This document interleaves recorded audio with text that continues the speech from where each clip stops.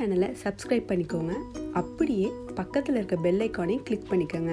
அப்போ தான் நான் அப்லோட் பண்ணுற இன்ட்ரெஸ்டிங்கான வீடியோஸ்லாம் இம்மிடியேட்டாக நோட்டிஃபிகேஷனில் உங்களை வந்து சேரும்.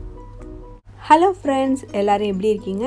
இன்றைக்கி நாம் ரொம்ப இம்பார்ட்டண்டான அதே சமயத்தில் இன்ட்ரெஸ்டிங்கான டாபிக் தான் பார்க்க போகிறோம்.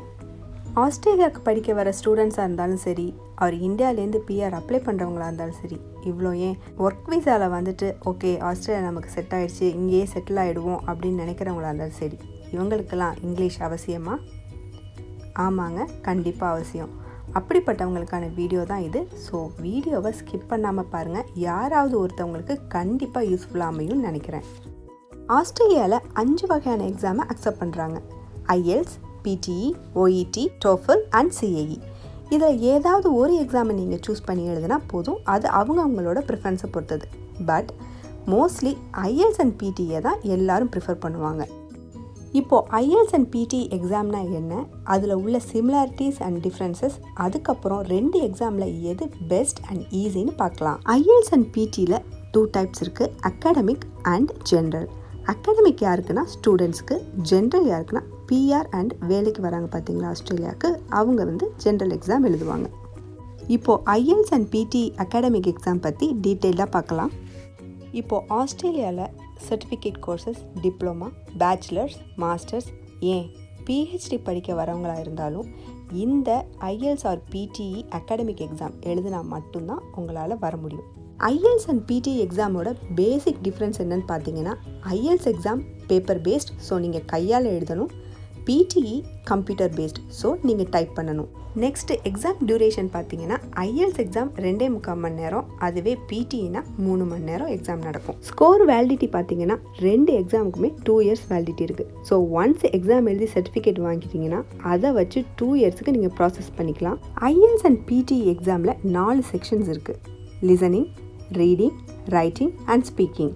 இந்த 2 எக்ஸாம்லேயும் ரீடிங் அண்ட் ரைட்டிங் மோஸ்ட்லி சேமாக தான் இருக்கும். பட் லிசனிங் அண்ட் ஸ்பீக்கிங்கில் தான் கொஞ்சம் சேஞ்சஸ் இருக்குது. என்ன டிஃப்ரென்ஸ்னு இப்போ பார்த்தீங்கன்னா, IELTS லிசனிங்கில் 4 to 5 லாங் கொஸ்டின்ஸ் கேட்பாங்க. அதுவே PTE லிசனிங்கில் நிறைய ஷார்ட் கொஸ்டின்ஸாக வரும். தென் IELTS ஸ்பீக்கிங் பார்த்தீங்கன்னா ஃபேஸ் டு ஃபேஸ், அதாவது எக்ஸாமினர் நமக்கு முன்னாடி உட்காந்து கொஸ்டின் கேட்பாரு, நம்ம அதுக்கு ஆன்சர் பண்ணணும். அதுவே PTE ஸ்பீக்கிங்கில் கம்ப்யூட்டரில் கொஸ்டின் இருக்கும், நம்ம ஹெட்ஃபோன் அண்ட் மைக் மூலியமாக ஆன்சர் சொல்லணும். இப்போது மெயினான மார்க் செக்ஷனுக்கு போகலாம். IELTSஐ பொறுத்த வரைக்கும் பேண்டுன்னு மென்ஷன் பண்ணுறாங்க. ஸோ இதோட ரேஞ்ச் பார்த்தீங்கன்னா 0 to 9. 9 தான் ஹையஸ்ட் மார்க். அதுவே PTEயில் 10 to 90 ரேஞ்சஸ் வரைக்கும் போகுது. ஸோ இங்கே 90 தான் ஹையஸ்ட் மார்க். ஸோ மார்க்ஸ் எப்படி கொடுப்பாங்கன்னா, எவ்ரி செக்ஷன், நான் சொன்னேன் இல்லையா 4 செக்ஷன்ஸ் இருக்குன்னு, தனித்தனியாக மார்க்ஸ் கொடுத்துட்டு ஓவராலாக ஃபைனலாக கால்குலேட் பண்ணுவாங்க. இந்த IELTS அண்ட் PTE மார்க்ஸை வச்சு தான் ஆஸ்திரேலியாவில் உள்ள யூனிவர்சிட்டிஸ் உங்களுக்கு அட்மிஷன் கொடுக்கும். ஆஸ்திரேலியாவில் இருக்கிற டாப் ரேங்கிங் யூனிவர்சிட்டிஸ் பேண்ட் 7க்கு மேலே எக்ஸ்பெக்ட் பண்ணுறாங்க. But most of the universities band 6லேருந்து 7 வரைக்கும் எக்ஸ்பெக்ட் பண்ணுறாங்க. TAFE இன்ஸ்டியூட்ஸ்லாம் இங்கே இருக்குது, like certificate courses, diploma courses, அவங்களாம் பேண்ட் 5லேருந்து 6 வரைக்கும் எக்ஸ்பெக்ட் பண்ணுறாங்க. ஓகே, இப்போது யூனிவர்சிட்டிக்கான க்ரைட்டீரியா, அதாவது இங்கிலீஷ் ரெக்குவயர்மெண்ட் க்ரைட்டீரியாவை உங்களால் ஃபுல்ஃபில் பண்ண முடியல, ஆனால் உங்களோட அகாடமிக்கும் ஃபினான்ஷியலும் ஸ்ட்ராங்காக இருக்குது, உங்களால் வர முடியாதுன்னு கவலையாக இருக்கீங்களா? கவலையை விடுங்க, உங்களுக்கான பாத்வே இதோ இங்கே இருக்குது. அதுதான் எலிகோஸ் கோர்ஸ். இந்த கோர்ஸை பற்றி மோஸ்ட்லி யாருக்கும் தெரிஞ்சது கிடையாது, ஏன் எனக்கு கூட தெரிஞ்சதில்லை. ஸோ 2-3 இயர்ஸ்க்கு முன்னாடி நான் ட்ராவல் பண்ணிகிட்டு இருக்கப்போ என் பக்கத்தில் ஒரு நேபாளி கேர்ள் வந்து உட்காந்தா. ஸோ ஒரு லாங் ட்ராவல்னால அவள் கூட பேசிகிட்டு போயிட்டுருக்கப்போ அவளோட இன்டேக் வந்து ஃபெப்ரவரியாக இருந்தது. பட் அவர் 2-3 மந்த்ஸ்க்கு முன்னாடியே வந்துட்டா. நான் ஏன் இவ்வளோ சீக்கிரம் வந்தேன் அப்படின்னு கேட்குறப்ப, இல்லை எனக்கு இங்கிலீஷ் கோர்ஸ் இருக்குது, நான் அதை கம்ப்ளீட் பண்ணால் தான் என்னால் காலேஜில் என்ரோல் பண்ண முடியும் அப்படின்னு சொல்லி இந்த கோர்ஸுக்கான டீட்டெயிலில் சொன்னால், அப்போ தான் எனக்கு இப்படி ஒரு கோர்ஸ் இருக்குன்னே தெரியும். இந்த கோர்ஸோட நேம் என்னன்னு பார்த்தீங்கன்னா எலிகோஸ் பிரிட்ஜிங் ப்ரோக்ராம். இப்போ நார்மலாக நம்ம ஊரில் எப்படி ஸ்போக்கன் இங்கிலீஷ்க்கு நிறைய இன்ஸ்டியூட்ஸ்லாம் இருக்குது, அதே தான் மோஸ்ட் ஆஃப் த யூனிவர்சிட்டிஸ் இன்ஸ்டியூட்ஸ்லாம் இந்த கோர்ஸை ஆஃபர் பண்ணுறாங்க. இதை மெயினாக எதெல்லாம் ஃபோக்கஸ் பண்ணுறாங்க அப்படின்னு பார்த்தீங்கன்னா, speaking, listening, reading and writing.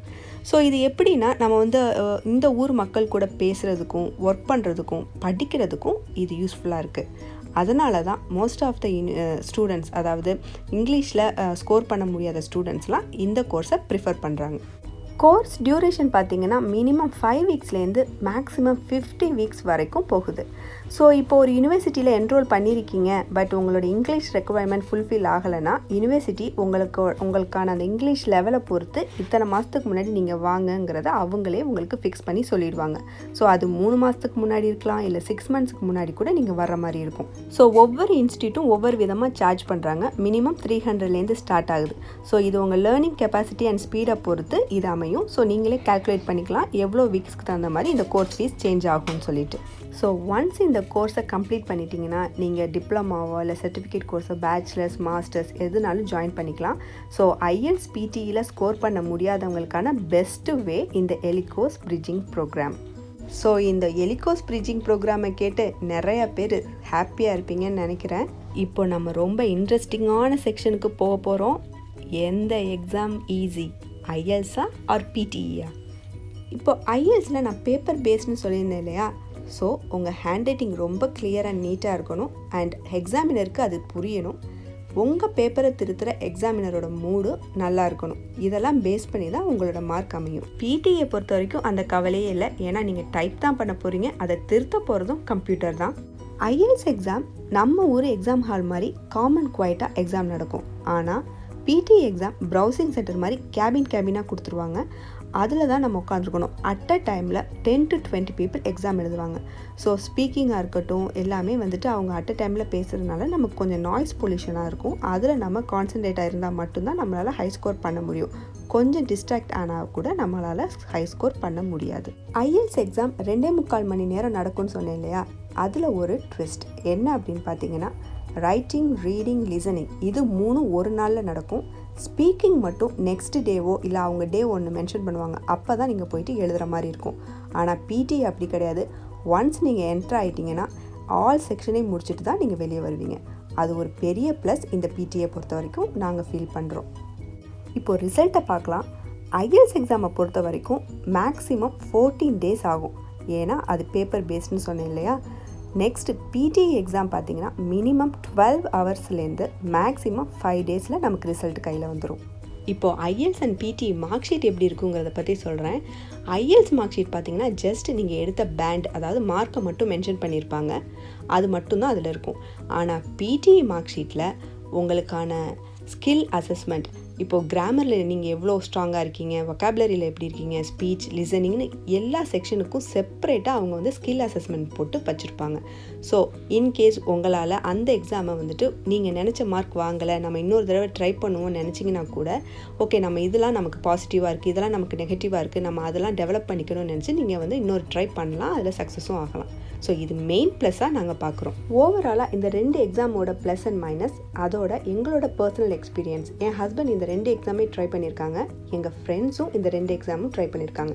இதையெல்லாம் வச்சு பார்க்குறப்போ பிடிஇ மட்டும்தான் ஈஸியாக இருக்குதுன்னு அவங்களோட கணிப்பு சொல்லுது.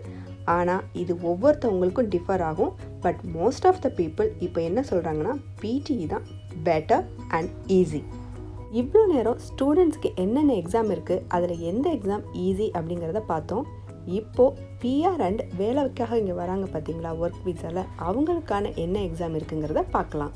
ஸோ ஐஎல்ஸில் பார்த்தீங்கன்னா ஜென்ரல், நான் ஆல்ரெடி அகாடமிக் பற்றி சொல்லியிருந்தேன்ல ஸ்டூடெண்ட்ஸ்க்குன்னு, இது only for PR and work விசாவில் வரவங்களுக்கான எக்ஸாம். இப்போ ஐஎல்ஸ் ஜென்ரலில் உள்ள மாடியூல்ஸ் பார்க்கலாம். சேம் லைக் அகாடமிக் 4 மாடியூல்ஸ் தான் இருக்குது, reading, writing, listening and speaking. But எல்லாரோட கணிப்பு என்ன அப்படின்னா, அகாடமிக்கை விட ஜென்ரல் வந்து கொஞ்சம் ஈஸியாக இருக்கும். ஏன்னா பிஆர் அப்ளை பண்ணிவிட்டு அண்ட் ஒர்க் வீசாவில் வரதுனால கொஞ்சம் ஈஸியாக இருக்குங்கிறத சொல்கிறாங்க. இப்போது ஐஎல்ஸ் அகாடமிக் அண்ட் ஜென்ரலோட ஸ்கோர் கம்பேரிசனை காமிக்கிறேன், அப்போவே உங்களுக்கு புரிஞ்சிடும் என்ன டிஃப்ரென்ஸ் இருக்குன்னு. ஐஎல்ஸ் ஜென்ரலை பற்றி இப்போ பார்த்தாச்சு. ஸோ ஓவராலாக நம்ம ஸ்டூடெண்ட்ஸ்க்கான ஐஎல்ஸ் எக்ஸாம், பிடி எக்ஸாம் பற்றி பார்த்தாச்சு. நெக்ஸ்ட் ஒர்க் விசா, பிஆரில் வரவங்களுக்கு என்ன எக்ஸாம் எழுதணும், இந்த 2 எக்ஸாமில் எது பெஸ்ட் அண்ட் ஈஸி எல்லாமே பார்த்தாச்சு. நிறைய ஸ்டூடெண்ட்ஸுக்கு ஸ்கோர்ஸும், அதாவது அகாடமிக் மார்க்ஸும் நிறையா இருக்கும். அதே சமயத்தில் ஃபினான்ஷியலும் ஸ்ட்ராங்காக இருப்பாங்க, வெளிநாட்டில் எக்ஸ்ப்ளோர் பண்ணணும்னு நினைப்பாங்க. ஆனால் இந்த இங்கிலீஷ் அப்படிங்கிற ஒரு காரணத்தினால அவங்களோட ட்ரீம் வந்துட்டு தள்ளி போகும். பட் இந்த எலிகோஸ் பிரிட்ஜிங் ப்ரோக்ராம் மூலமா நீங்கள் ஈஸியாக இங்கே வந்து படிக்கிறதுக்கு ஒரு சான்ஸ் இருக்குது. இப்போது எங்களுக்கு தெரிஞ்ச சில டிப்ஸை சொல்கிறேன். நார்மலாக ஆஸ்திரேலியாவோட பேக் போன் என்ன தெரியுமா? ஸ்டூடெண்ட்ஸ் தான். ஸோ அவங்க அந்த அளவுக்கு ஒரு ஸ்டூடெண்ட்டை இழக்க விரும்ப மாட்டாங்க. அதனால தான் இந்த மாதிரி எலிகோஸ் பிரிட்ஜிங் ப்ரோக்ராம் மாதிரி ஆஃபர் பண்ணி உங்களை வெல்கம் பண்ணுறாங்க. அதே சமயத்தில் பிஆர்னு ஒரு ஸ்டேஜுக்கு போனதுக்கப்புறம் எவ்வளோ தூரத்துக்கு உங்களை ஃபில்டர் பண்ண முடியுங்கிறத மட்டும்தான் யோசிப்பாங்க. ஸோ ஒன்ஸ் நீங்கள் இங்கே வந்துட்டீங்க அப்படின்னா உங்களோட இங்கிலீஷ் லெவலை எந்த அளவுக்கு இம்ப்ரூவ் பண்ண முடியுமோ அந்த அளவுக்கு நீங்கள் இம்ப்ரூவ் பண்ண ட்ரை பண்ணணும், ஹார்ட் ஒர்க் பண்ணணும். ஸோ அதுக்கு என்ன செய்யலாம்? இப்போ நிறைய யூடியூப் சேனல்ஸில் ஐஎல்ஸ் பற்றியும் பிடிஇ பற்றியும் கோச்சிங் கொடுக்குறாங்க. என்னென்ன ட்ரிக்ஸ் இருக்குது எல்லாமே அவங்க சொல்லித்தராங்க ஹை ஸ்கோர் எடுக்கிறதுக்கு. ப்ளஸ் நீங்கள் நிறையா கோச்சிங் சென்டர்ஸ்க்கு போய் உங்களோட நாலேஜை டெவலப் பண்ணிக்கலாம். ஆன்லைனில் படிக்கிறவங்களா இருந்தாலும் சரி, இல்லை கோச்சிங் சென்டரில் போய் படிக்கிறவங்களா இருந்தாலும் சரி. ஸோ இந்த 2 வழி மூலியமாக உங்களோட இங்கிலீஷ் லெவலை டெவலப் பண்ணிட்டீங்கன்னா உங்களுக்கு இந்த பாயிண்ட் பேஸ்டு பிஆர் அப்ளை பண்ணுறதுக்கு ரொம்ப ரொம்ப யூஸ்ஃபுல்லாக இருக்கும். இப்போது பாயிண்ட்ஸ் பேஸ்ட் இமிக்ரேஷன் தான் என்னன்னு பார்த்தீங்கன்னா, அதில் வந்து ஏஜ், படிப்பு, அப்புறம் வந்துட்டு ஒர்க் எக்ஸ்பீரியன்ஸ் இதுக்கெல்லாம் தனித்தனி மார்க்ஸ் கொடுத்துருப்பாங்க. அதே மாதிரி இங்கிலீஷுக்கும் 20 பாயிண்ட்ஸ் கொடுக்குறாங்க. ஸோ இதில் நீங்கள் எவ்வளோ மார்க்ஸ் எடுக்கிறீங்கிற பொறுத்து தான் இருக்கும். ஸோ 20 பாயிண்ட்ஸ் எடுக்க தான் எல்லாருமே ரொம்ப ரொம்ப கஷ்டப்படுவாங்க அண்ட் ஹார்ட் ஒர்க்கும் பண்ணுவாங்க. ஸோ நீங்கள் உங்களோட ஸ்கில்லை டெவலப் பண்ணிக்கிட்டால் மட்டும்தான் உங்களால் அந்த 20 பாயிண்ட்ஸை எடுக்க முடியும்.